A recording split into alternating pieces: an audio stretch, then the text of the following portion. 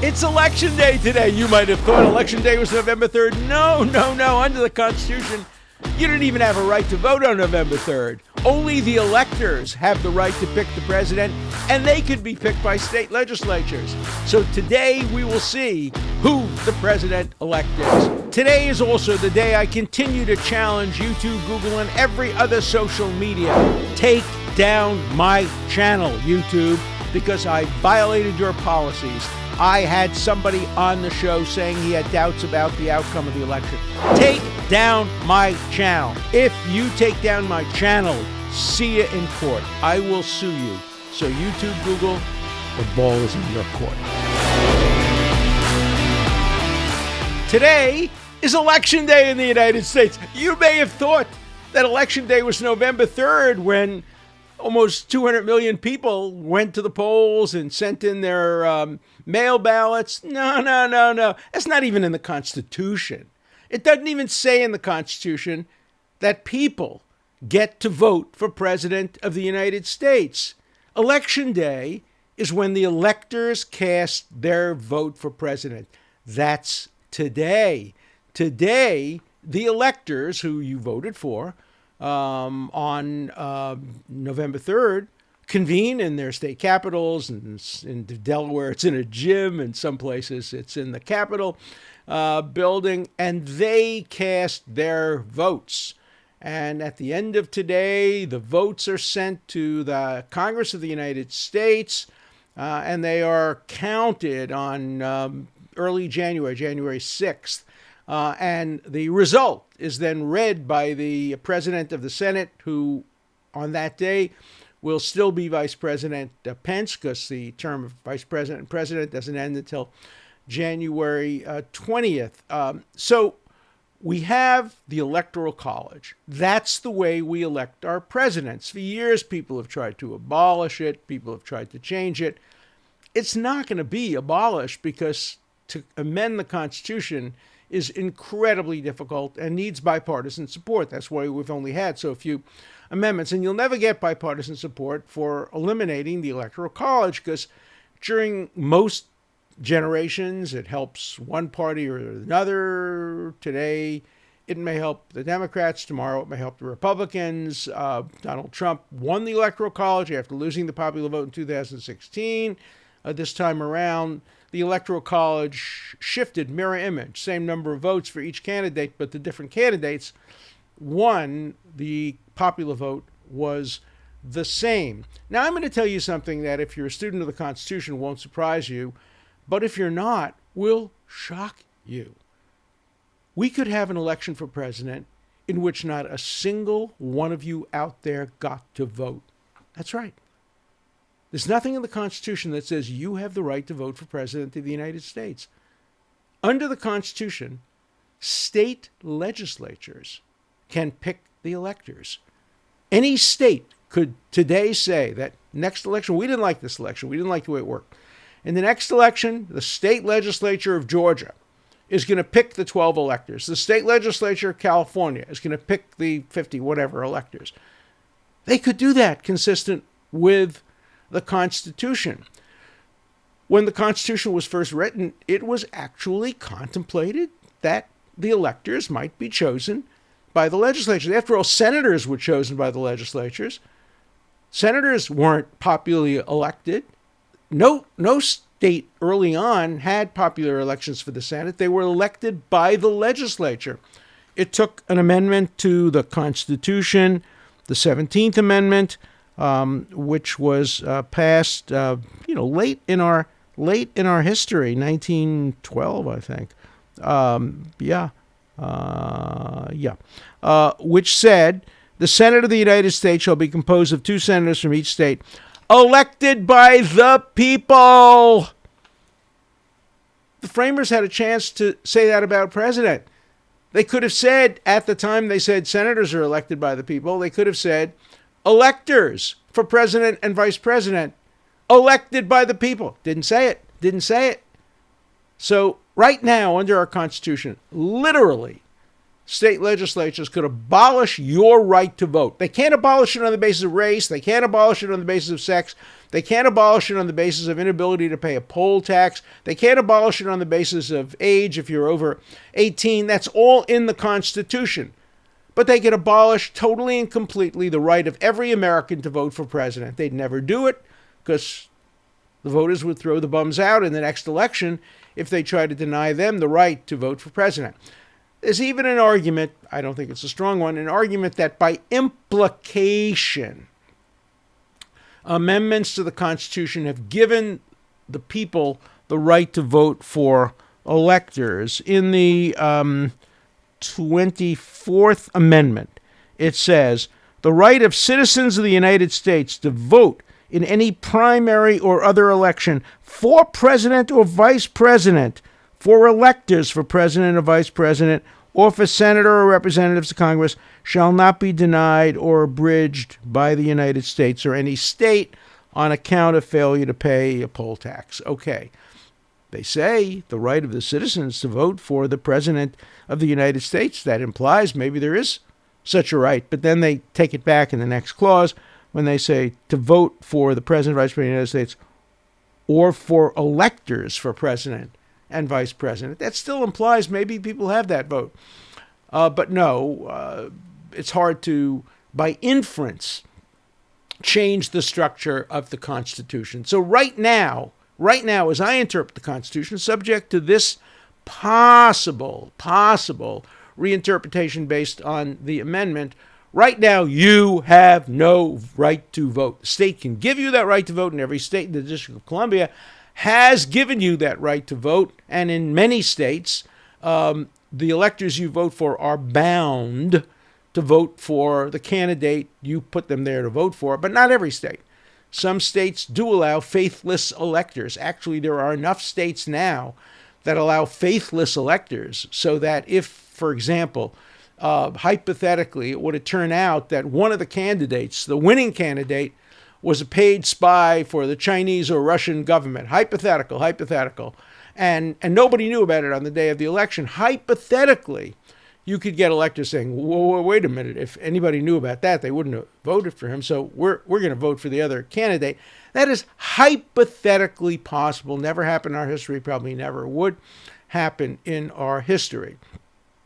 So why don't we abolish the Electoral College? It's so strange. Would we ever really want to see all the states or even one state abolish the right to vote by citizens for electors and give it to state legislators? No, we would never want to do that. But we're not going to be able to amend the Electoral College system because too many states benefit from it, and often one party or the other benefits from it.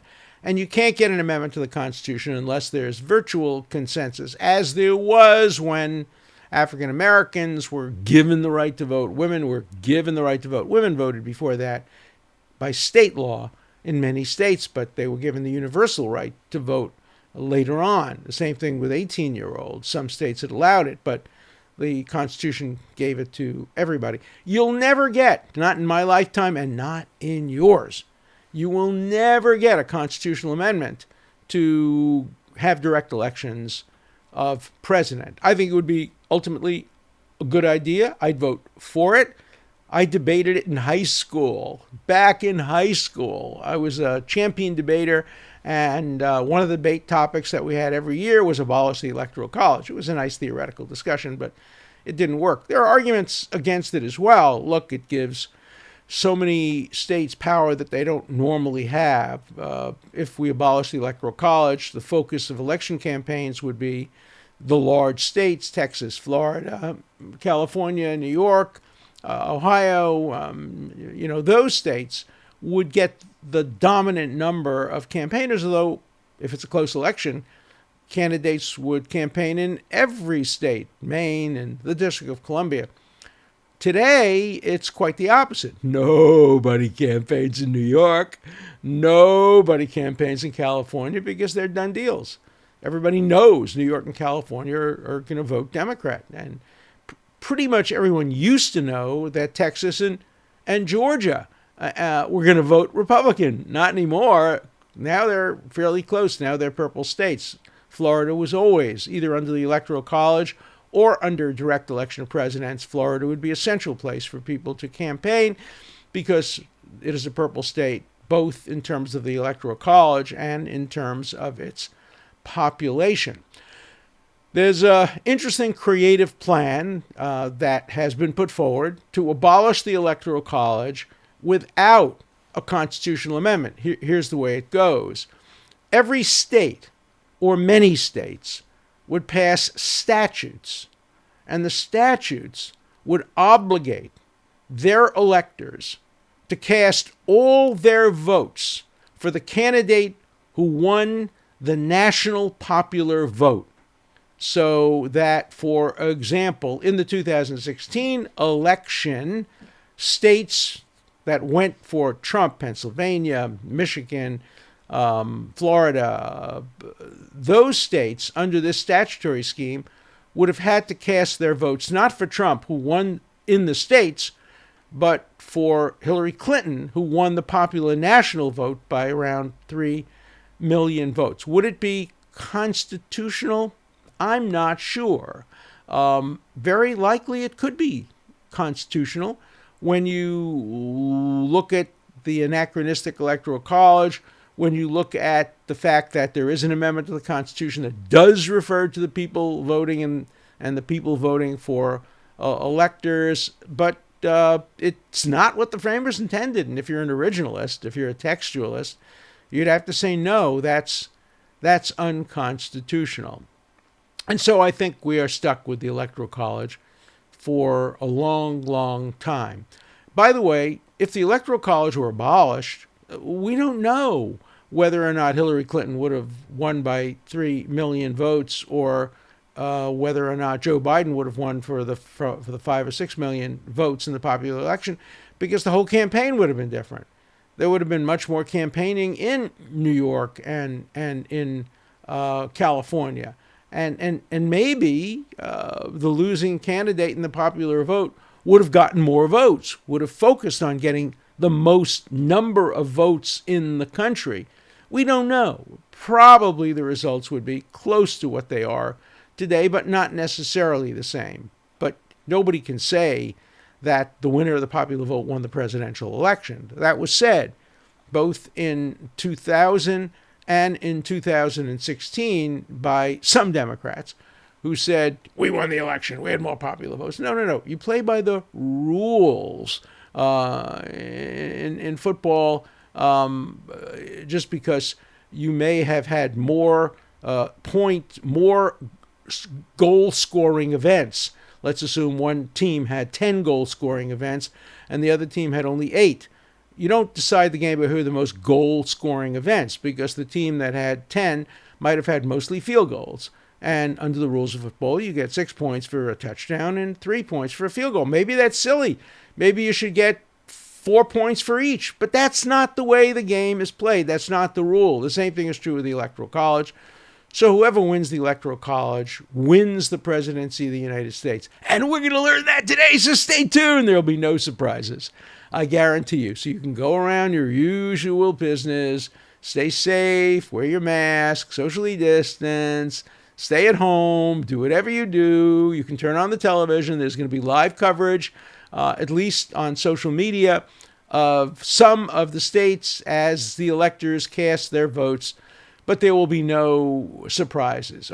Conceivably, every election has the risk of 1 or 2 or 3 or 5 faithless electors. That's why when you had a case of an election as close as Florida's was in 2000, the idea of a faithless elector might conceivably have changed the outcome, or some of the 19th century elections, which were much closer, but not here. Here you get 306 votes to 200 and something for Trump.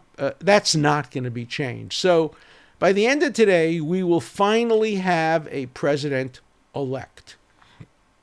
And it really will be over. There are theoretical ways it could change. There is a procedure by which if one congressman and one senator object to the election, The matter goes to each house, which meets separately. They debate, and then they come back, and then the vice president reads off what the election results were. That may happen. We may get a senator. We know there'll be at least one congressman who will object. There were congressmen who objected to the 2016 election. There were congressmen, I think, who objected to even 2005. It's just usually symbolic. And you'll get a congressman. Whether you'll get a senator, I don't know. It's possible you'll get a senator. And if you do, the election will be delayed a few hours. There's a procedure set up whereby each house meets separately. I think every congressman and senator who wants to speak gets 5 minutes.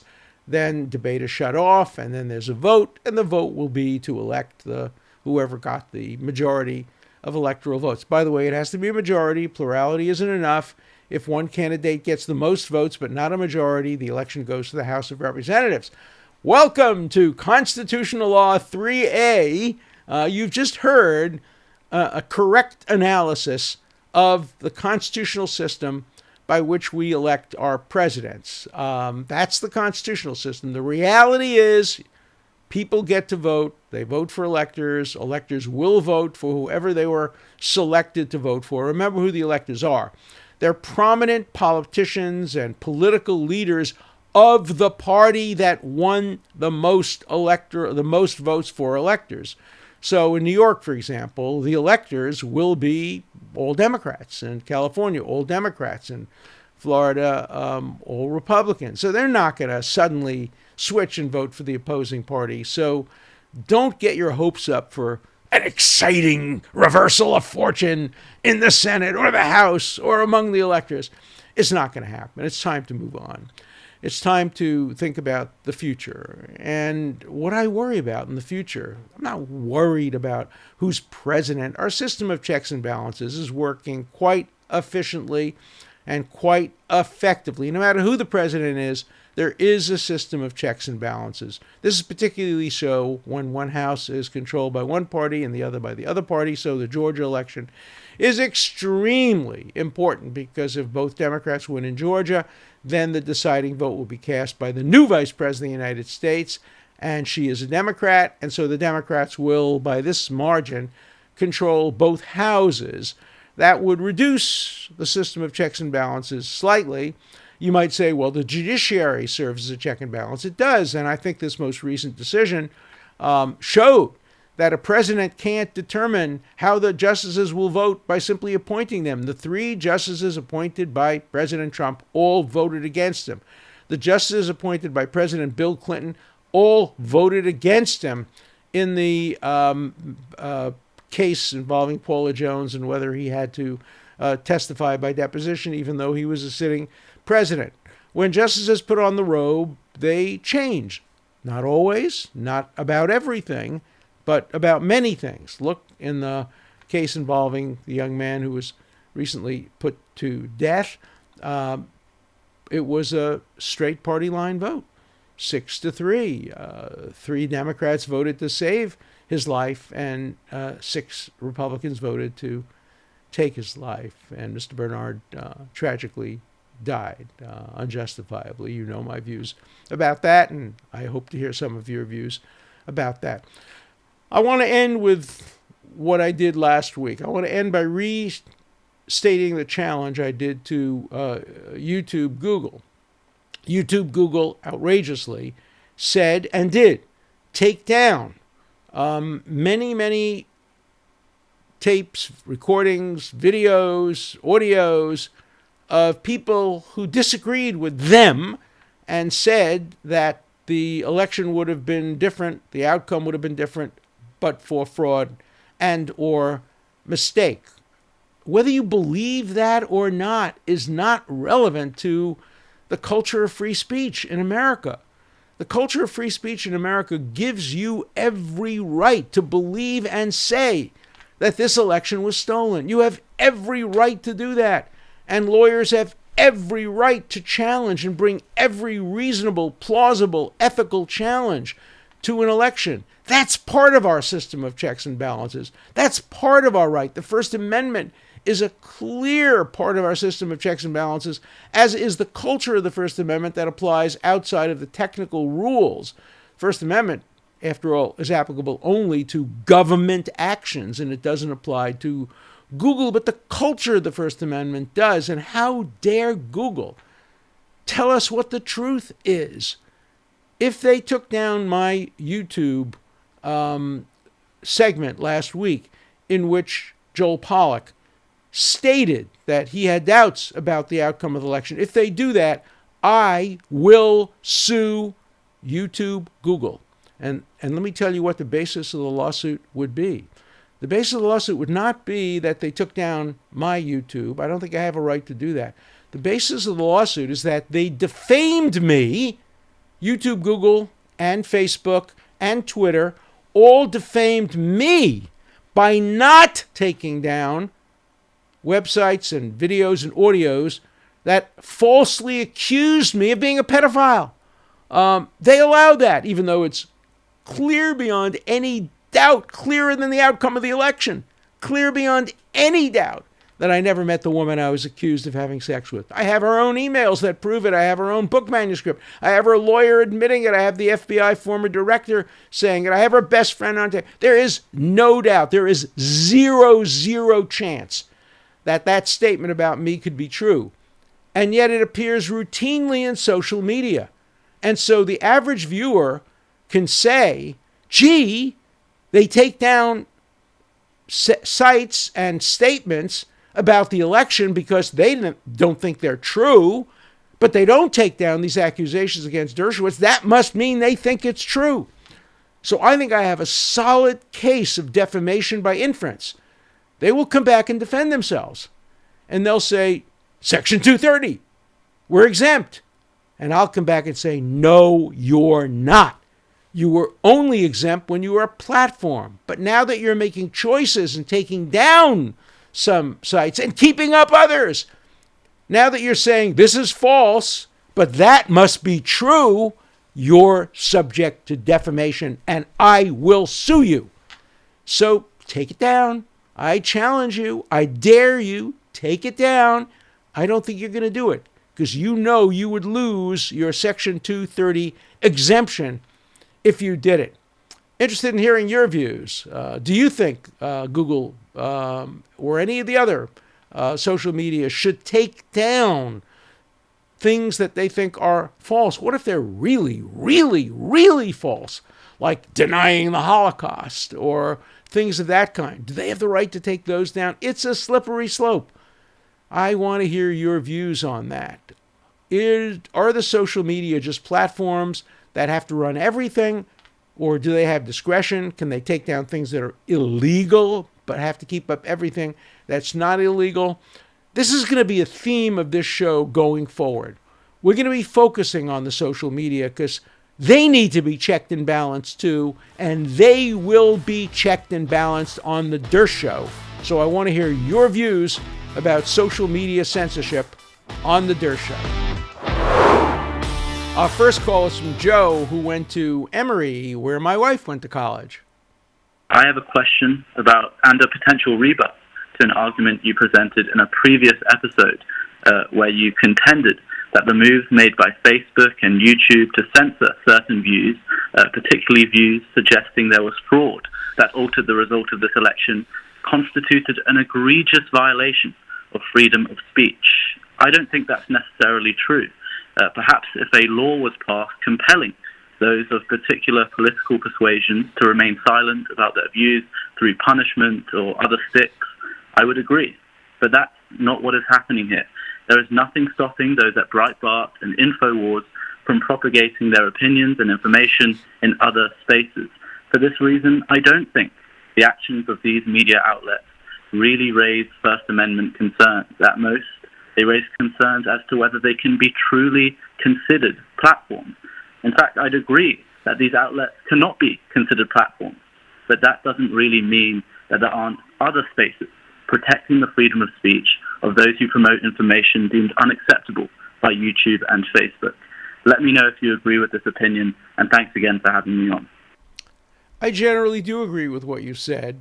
Google doesn't violate the First Amendment. They're not government. They're bigger than government in some ways, but they're not technically covered by the First Amendment. But they do get governmental benefits through Section 230, and that's what they should lose if they express opinions. You mentioned Breitbart. Breitbart does have the right to express its views, but if it says anything that's defamatory, it can be sued. Breitbart doesn't have a protection from defamation. Neither does Fox News, the New York Times, or my own show. If I say something defamatory, I can be sued, but YouTube can't be sued for putting on my platform and having my channel. So I agree with you. I just think that they violate the culture of the First Amendment when they do that. But you might say so does the New York Times. But I think they violate the culture largely because they have the exemption. If you take away their exemption, then they're just like anybody else, and they have the right to express whatever views they want or express no views at all. That's their prerogative, but they don't have the right to do two things. That is to censor views and decide what's true and what's false, and then at the same time demand a protection against defamation under Section 230. So I think we largely agree. Our next call is from Sandra in Michigan. Hi, Ellen. It's Sandra. At this point in time, it's still not clear whether Trump and his supporters will be successful, but I must admit it doesn't look real positive at this point in time. Anyway, I'm interested in what you think will happen to the Trump family should he lose. I remember studying way back when in college, reading the Nicholas and Alexandra and what happened when the Bolsheviks took over Russia and what they did to the Romanov family. Mm-hmm. I know nothing would happen like that at this age, but there are other ways to hurt the Trump family, which I imagine will be horrible if the left is behind it. So I'd like to know your take on as to what the far left is going to try to do to the Trump family should they lose this quest of winning this election. Thank you. Love your show. Thanks. Great question. I am as concerned about far-right extremists as far-left extremists. If the shoe had been on the other foot, I would worry about Hunter Biden, and I'd worry about the Biden family because there are people on the hard right that would maybe target them. I think one thing we're going to need to do is increase security, increase the Secret Service protection for all members of the Trump family, not only President Trump and his wife, but children, in-laws, and others as they go back to ordinary life in Florida, in New York, or wherever. The one thing I want to be very clear is if anybody tries to take recriminations, legal or McCarthyite recriminations against people who served in the Trump administration or who protected or defended Trump's rights the way I did on the floor of the Senate, I will offer my legal services. I do think that is pure McCarthyism.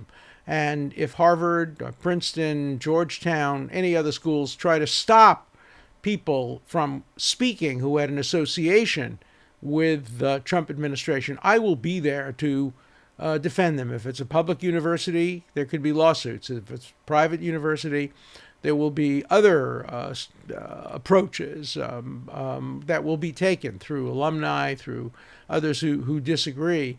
So I do think that we live in a country where we should not have recriminations. People served with honor and distinction in all presidential administrations. They should not be condemned for it. They should not be treated as pariahs. That would be much like what happened in tyrannical regimes, like what happened to the Romanov family. We never want to see America turn into that situation. And although there are Bolsheviks out there who would probably do it if they had the choice, we're not going to give them that choice because we're America. We're better than that. Thanks for your call. Our next call is from a former student of mine, Larry in Boston. Hi, Professor Dershowitz. This is Larry from Boston. I actually used to be one of your students in undergrad at Harvard, where you taught the class Thinking About Thinking with Robert Nozick and the late Stephen Gould.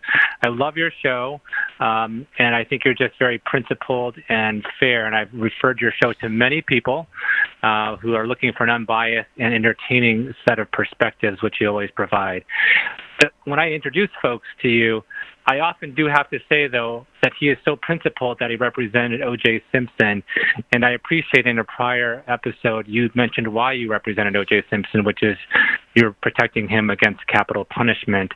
And I guess my question for you is I've always wondered why you are willing to represent even the most heinous of criminals. And you said it in one of your last episodes that you believe if you don't represent those who you believe are guilty, then you can't guarantee that those who are innocent get represented as well.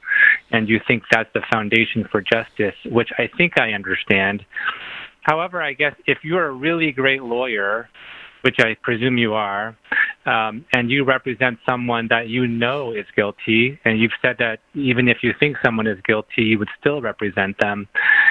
If you're really great at what you do, you could have a guilty person set free because of your legal counsel. Mm-hmm.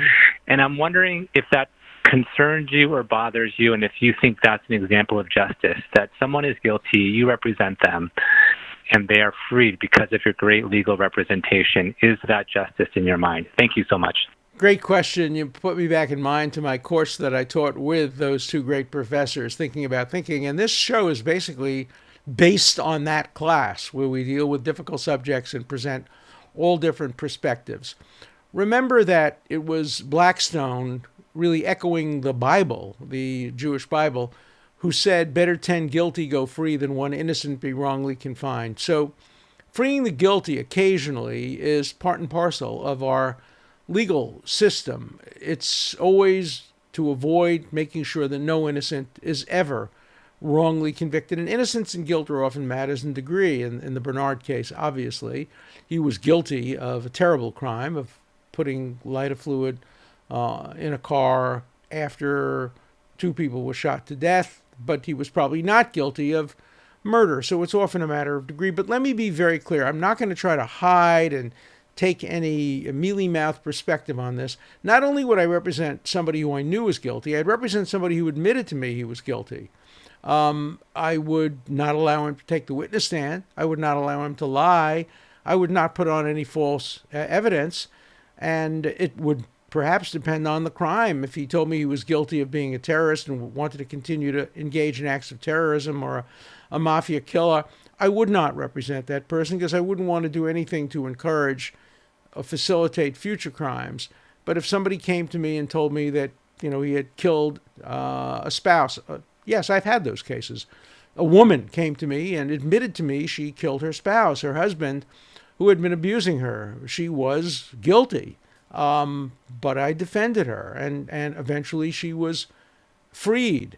Was that justice?